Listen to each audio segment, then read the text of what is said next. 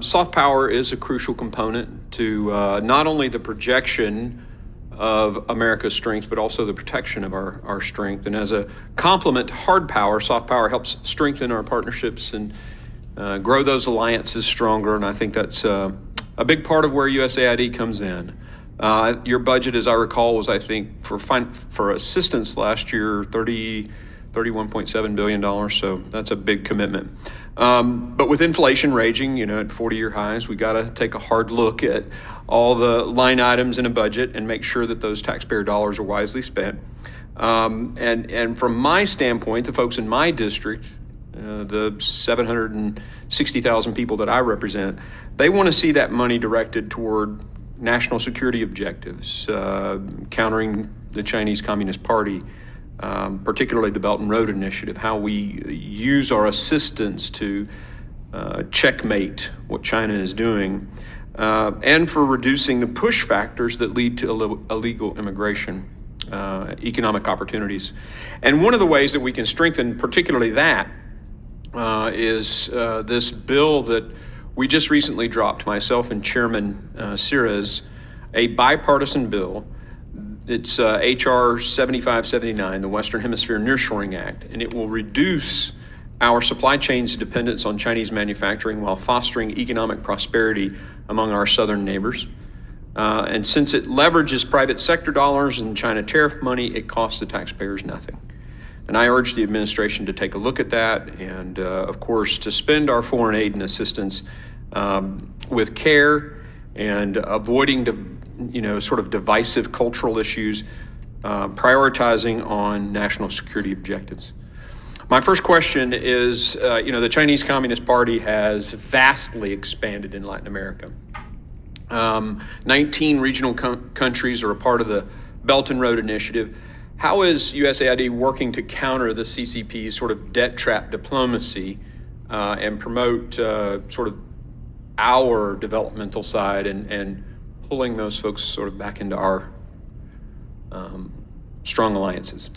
Well, let me try to be brief, since I was accused of talkability a minute ago by your colleague. But first, let me say that I think there's much more emphasis being placed on the Caribbean countries, where, for example, USAID has a much smaller presence, but where you've seen the PRC really make inroads, including I met recently with both the Prime Minister of Jamaica and that of Barbados. And Barbados is a Belt and Road country right there.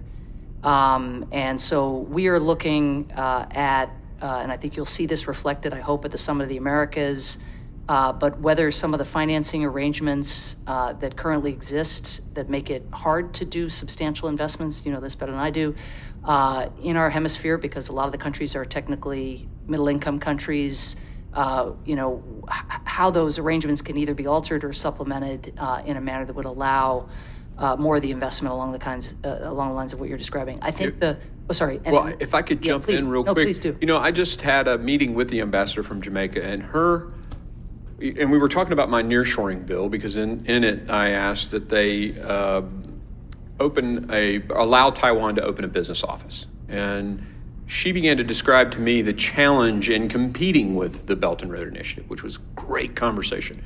They come in and build hard infrastructure. The local politician can go see that bridge and get reelected. And so this loyalty, to use their word, to China becomes real. How do we compete with that?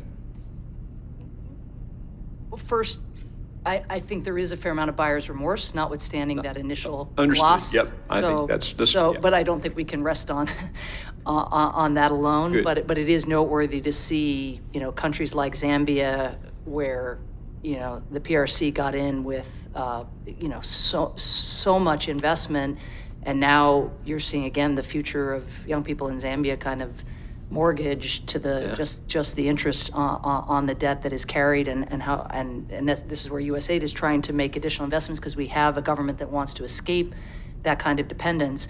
So I do think our comparative advantage is wanting to work ourselves out of jobs rather than to increase dependence. It's the absence of corruption and indeed pushing a governance and rule of law message, which some governments don't like, which is another source of PRC's appeal, is to be, if you're a government and want to stay in power for life, you know, the PRC pathway is one that asks no questions about that, whereas we are more critical. But if I may, just one example, and I know, Mr. Chairman, just I think what Vice President Harris has led with the Partnership for Central America, which isn't nearshoring per se, and that's where the DFC, I think, at which USAID supports on the ground can come in. But the Partnership for Central America also shows that with a dedicated effort, we can draw hundreds of millions, if not billions of dollars from private sector companies that want to be involved in that broader societal effort and not just governmental effort to offer that alternative.